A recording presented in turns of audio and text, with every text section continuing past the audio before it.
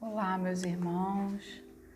Estamos aqui juntos de novo para fazer um estudo do Evangelho segundo o Espiritismo sobre o tema da noite de hoje e onde a gente vai fechar o assunto da beneficência.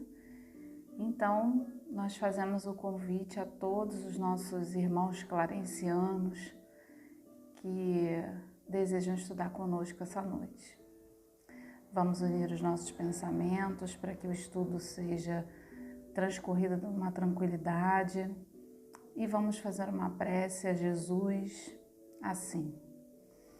Querido Jesus, que no dia de hoje nós possamos estar envolvidos e que o nosso estudo corra com maior tranquilidade e que todos aqueles que estão nesse momento ouvindo esse estudo sejam amparados e envolvidos, que seus lares, os seus lugares de convivência sejam invadidos por essa sua paz.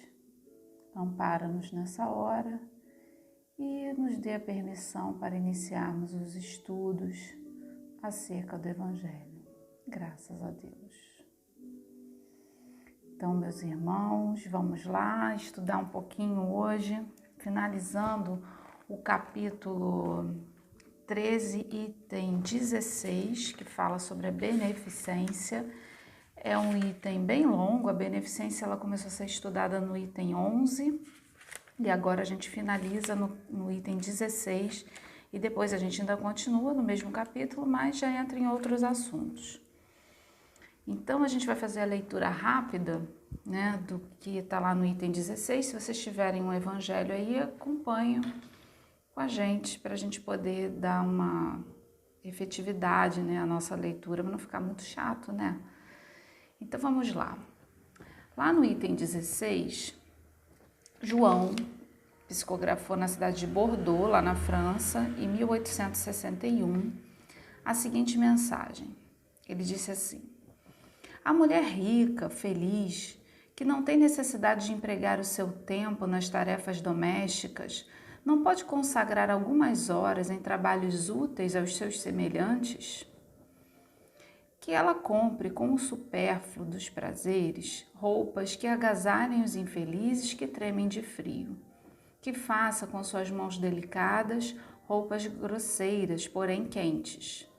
Que ajude a mãe a cobrir o filho que vai nascer. Se com isso seu próprio filho, com algumas rendas a menos, o da pobre terá mais calor. Trabalhar pelos pobres é trabalhar na vinha do Senhor. E tu, pobre obreira, que nada tens de supérfluo, mas que por amor aos teus irmãos também desejas dar do pouco que possuis. Doa algumas horas do teu dia, do teu tempo, teu único tesouro. Faz alguns trabalhos elegantes que tentam os felizes. Vende o produto desses teus serões e também poderás proporcionar um pouco de auxílio aos teus irmãos. Terás algumas fitas de menos, mas darás sapatos àqueles que têm os pés nus. E vós, mulheres que vos devotastes a Deus, trabalhai também para a sua obra, mas que os vossos trabalhos caros e delicados não sejam feitos somente para enfeitar as vossas capelas, para atrair a atenção para a vossa habilidade e a vossa paciência. Trabalhai, minhas filhas, e que o produto das vossas obras seja destinado ao auxílio dos vossos irmãos em Deus. Os pobres são seus filhos bem-amados. Trabalhar por eles é glorificá-lo. Sede para eles a providência que diz: aos pássaros do céu Deus dá o alimento. Que os fios de ouro e de prata que se entrelaçam sobre os vossos dedos se transformem em roupas e em alimentos para aqueles que necessitam deles. Fazei isso e o vosso trabalho será abençoado. E todos vós que podeis produzir daí o vosso talento, dai as vossas inspirações, dai o vosso coração, que Deus vos abençoará. Poetas, literatos, cujas obras são lidas somente por pessoas da sociedade. Satisfazei seus momentos de lazer, mas que o produto de vossas vendas seja consagrado para o auxílio aos infelizes. pintores, escultores, artistas em todos os gêneros, que a vossa inteligência também venha em auxílio dos vossos irmãos, por isso não tereis menos glória, mas eles terão alguns sofrimentos a menos. Todos vós podeis ser bondosos, em qualquer classe social a que pertençais. Sempre tereis alguma coisa que possa ser partilhada. Seja o que for que Deus vos tenha dado, deveis uma parte do que Ele vos deu àquele que precisa do necessário. Porque se estivesseis no lugar dele, ficaríeis bem contentes que alguém dividisse convosco. Vossos tesouros da terra serão um pouco menores, mas vossos tesouros no céu serão mais numerosos. Lá colhereis centuplicados os benefícios que semeardes aqui na terra. João Bordeaux, 1861. Então, o João aqui, para a gente, faz uma carta, né? Uma carta que ele engloba todas as condições da sociedade, as condições sociais das pessoas, né?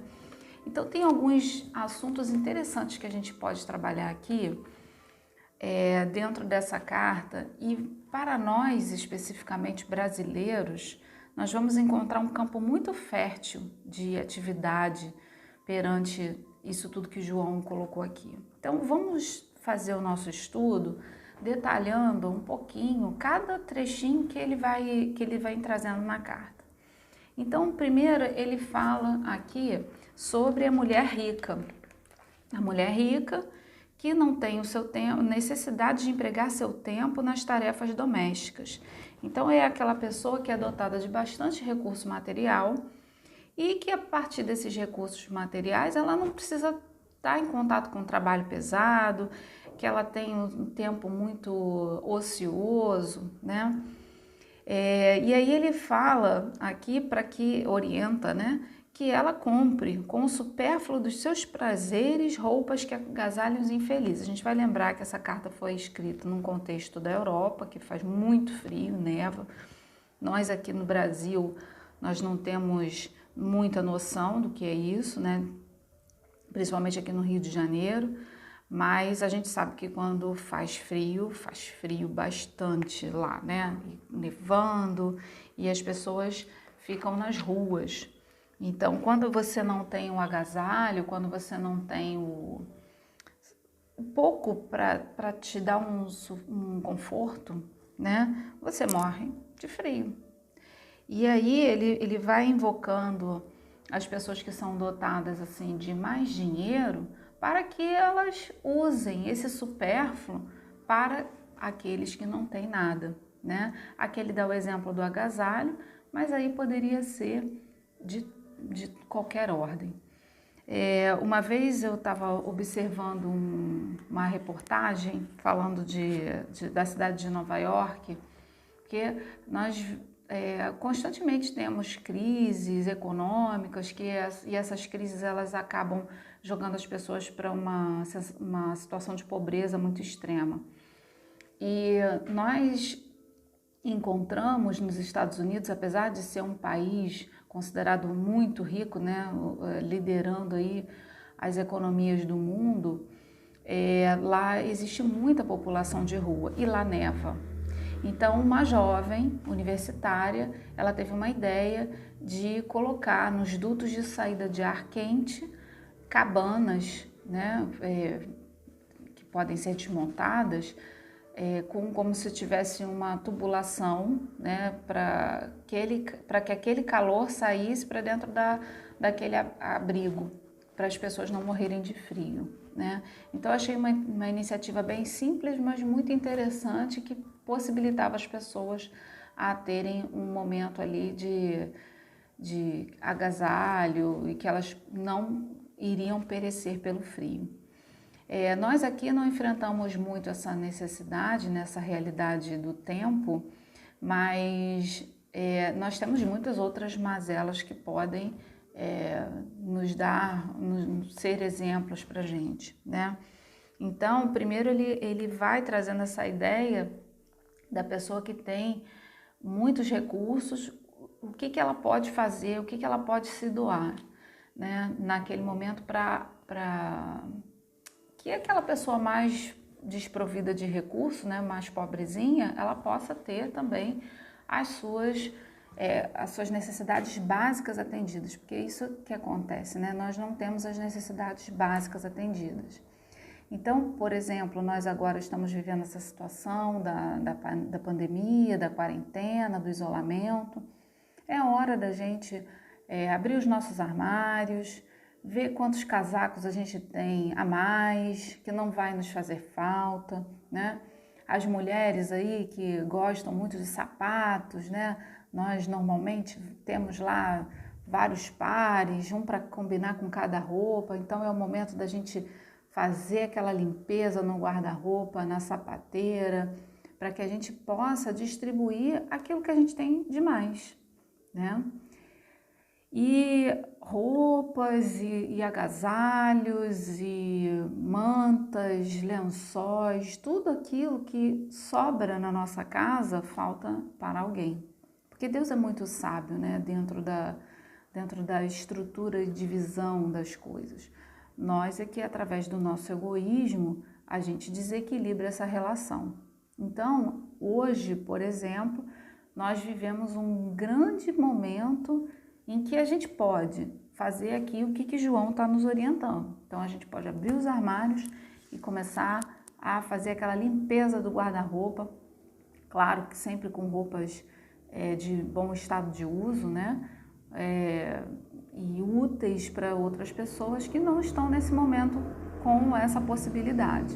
Então fica a dica aí para a nossa quarentena através do estudo do Evangelho, porque às vezes a gente acha que viver o Evangelho é abdicar de tudo e se embrenhar nas comunidades, nos confins mais longínquos do planeta para fazer aquela caridade. Não é.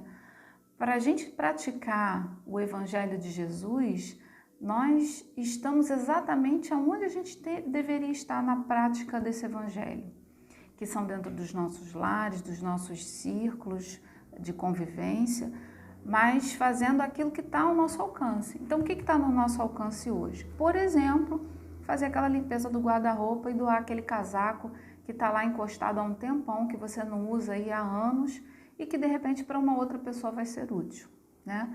Então, olha a gente fazendo o cumprimento da prática do Evangelho aí, a gente cumprindo o Evangelho com muito pouco. Basta só abrir o armário, né?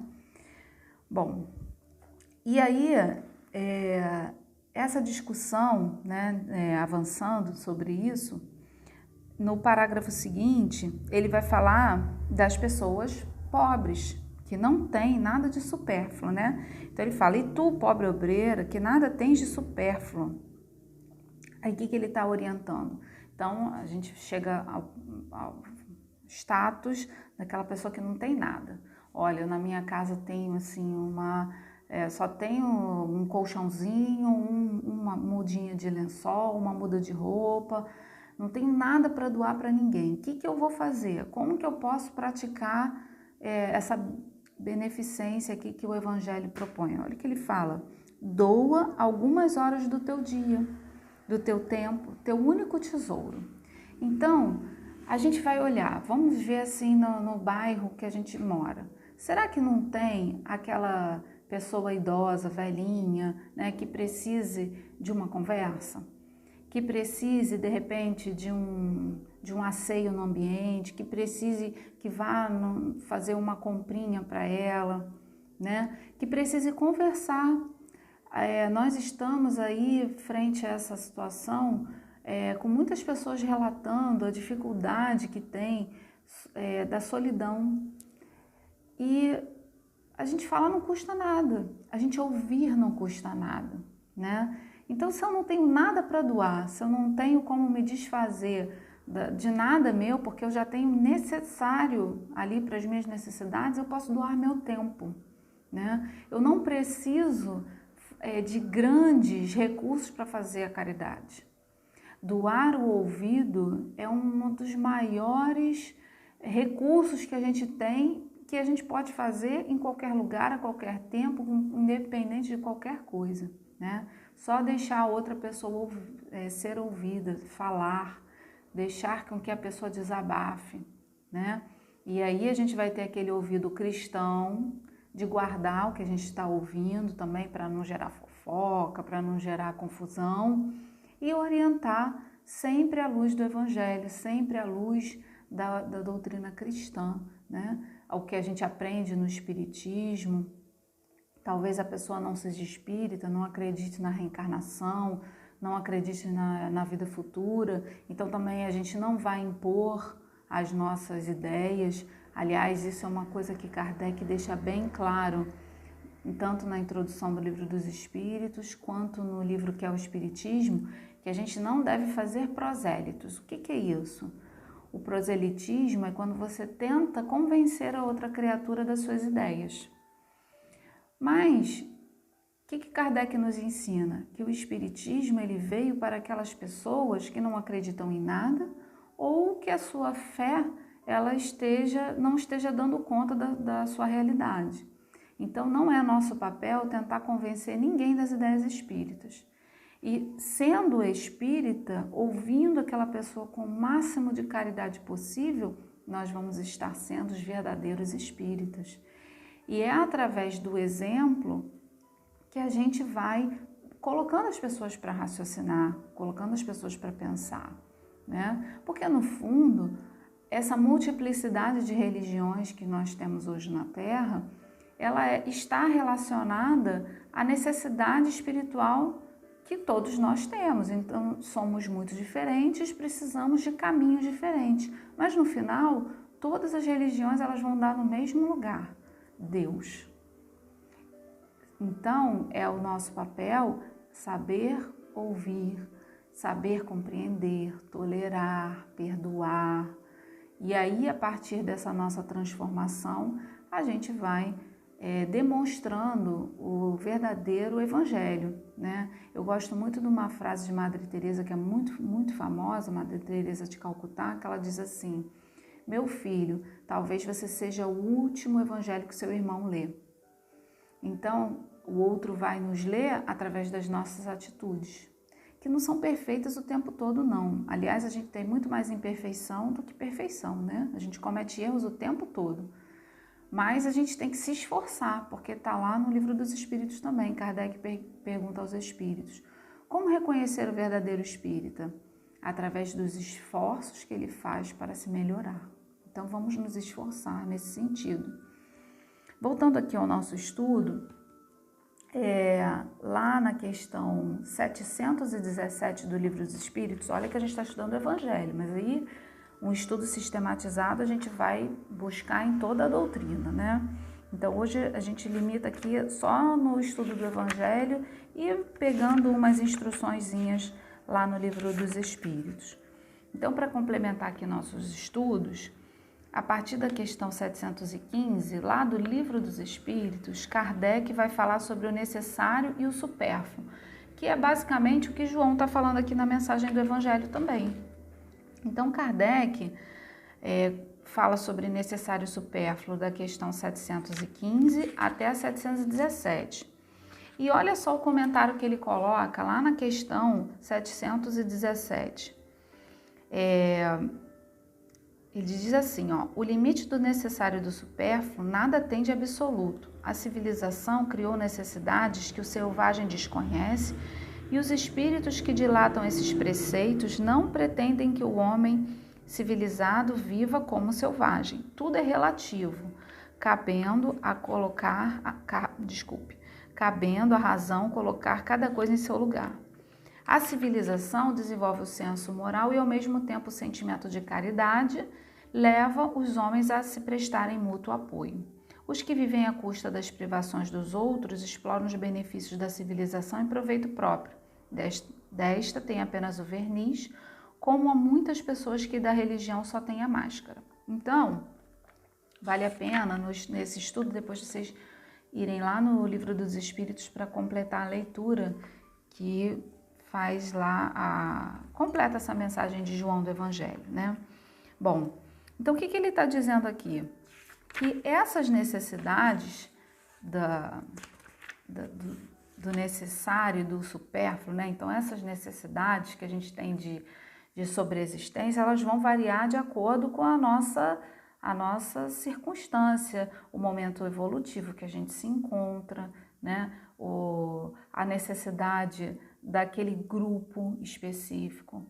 Mas não nos é lícito que a gente extrapole essa necessidade, né? Como a gente estava falando, ó, nós temos aí sapatos e roupas, casacos e tal. Vamos imaginar que a gente tenha 10 casacos diferentes. Será que 10 casacos vai nos fazer falta?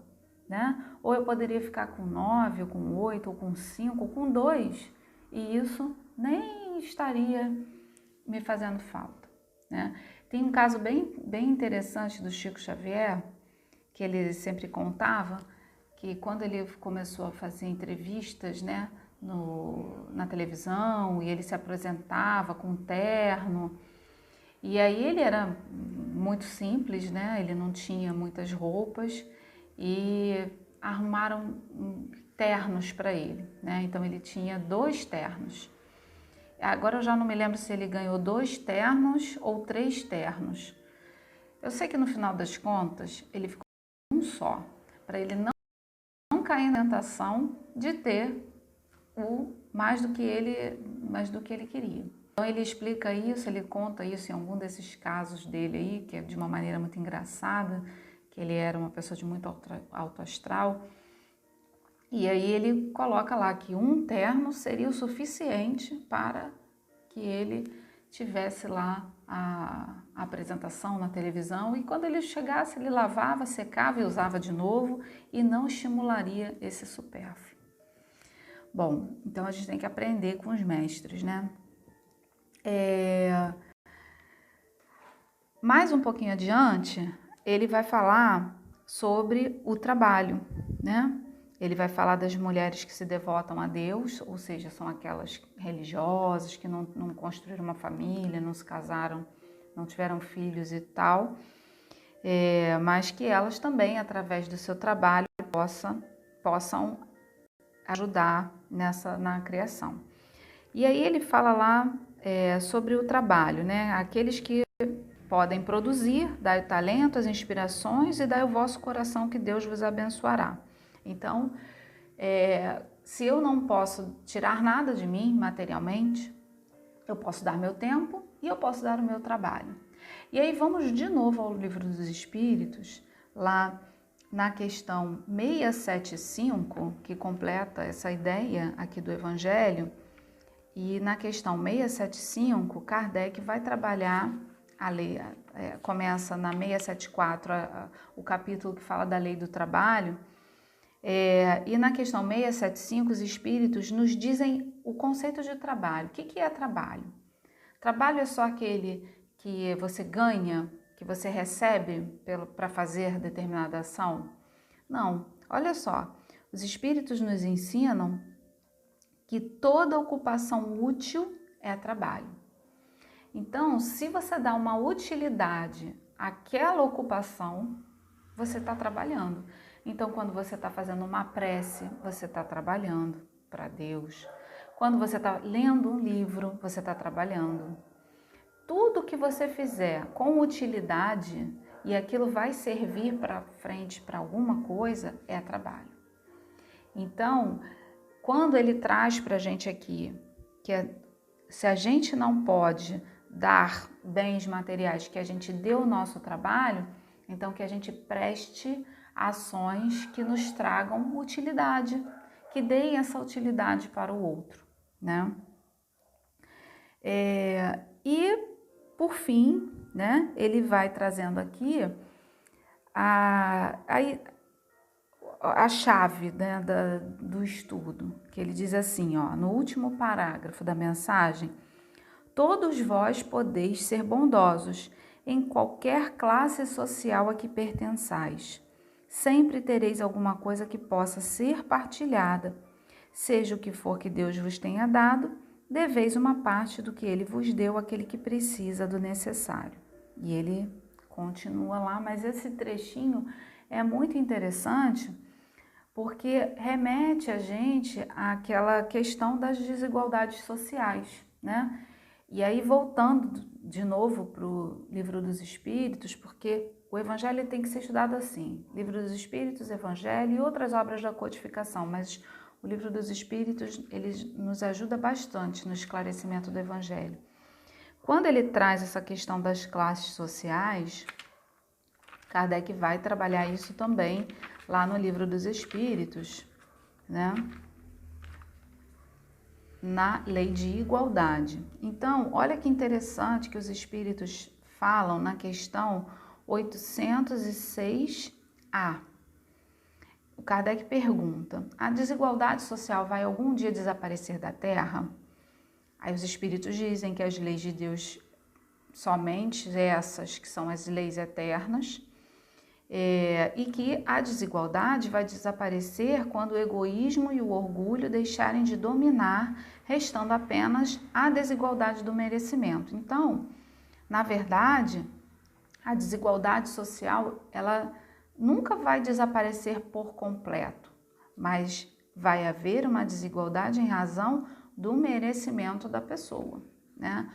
O nosso grande problema hoje, no nosso estágio evolutivo, no nosso mundo, é que nós deixamos que o egoísmo e o orgulho predomine frente à distribuição das riquezas, né? E aí a gente vê uma pessoa muito rica, poucas pessoas muito ricas, com muito patrimônio, e muitas pessoas muito pobres, né?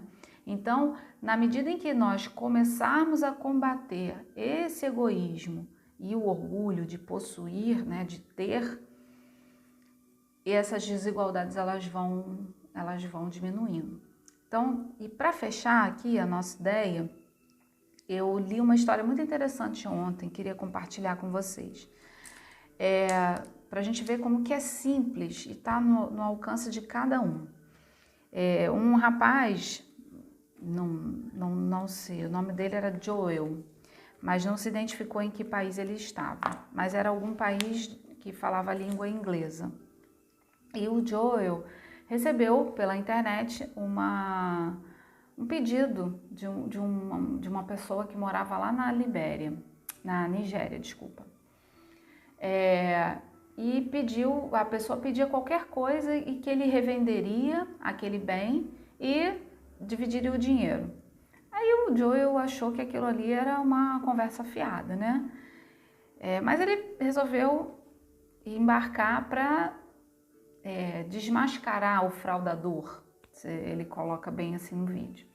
E ele inventa uma história que ele era dono de uma empresa de fazer fotografia, né, um estúdio fotográfico, e pede para que ele tirasse 2 fotos do pôr do sol lá do país dele, desse país africano, que ele iria fazer uma arte, iria recompensá-lo sobre isso.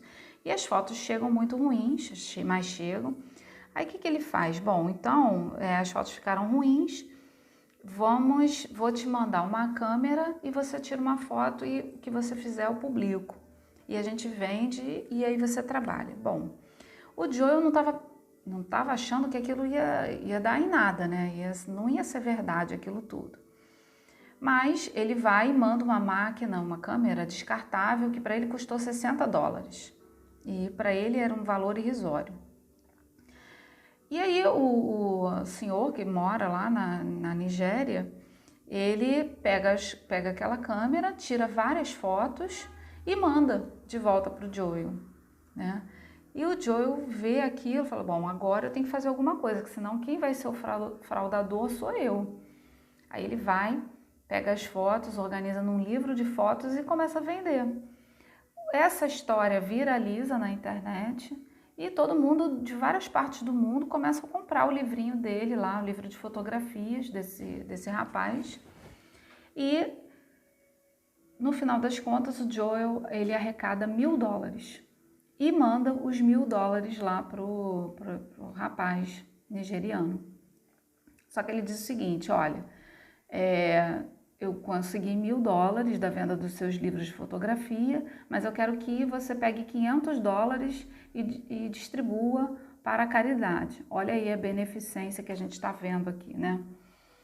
Só que o Joel não acreditou que o rapaz iria fazer isso. Por quê? $500 significa o salário mínimo do ano inteiro para aquela população, né? Então, $500 para ele equivale como se ele tivesse trabalhado um ano inteiro. Então, ele achou que o rapaz não ia fazer, só que ele fez. E aí ele pegou aqueles $500, né? Ficou com 500 para ele e pegou $500 e deu para 4 escolas da região dele. Aí o Joel, quando soube disso, foi lá conhecer, né? E aí viu que realmente ele era, a história tomou esse rumo grande. Aquele dinheiro, os $500, se transformaram em mochilas, cadernos, reformas de telhado, de escola. E todo mundo naquela região ali conhecia o Joe e conhecia o rapaz que fez a história toda, né, viralizar. E ele agradece muito ao Joe porque diz que de uma hora para outra ele se fala, né, ele dizia que ele era um Zé Ninguém e de repente ele era o herói da comunidade. Todo mundo conhecia ele por conta daquela caridade. Então a gente vai vendo que para o Joel, $500 não fazia muita diferença, mas para uma outra pessoa de um outro país fazia muita diferença e aquilo poderia se multiplicar, porque ele pegou aquele valor e construiu muito mais do que ele usaria, né? E teve muito mais utilidade do que ele usaria para si próprio. Então a gente vai vendo que a beneficência, como diz aqui na mensagem de João, ela está na mão de cada um de nós. Todos nós podemos fazer alguma coisa, basta a gente querer.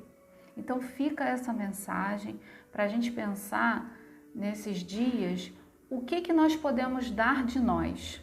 Nós podemos dar recursos materiais, nós podemos dar nosso tempo, dar nosso ouvido, dar a nossa palavra de conforto e consolo.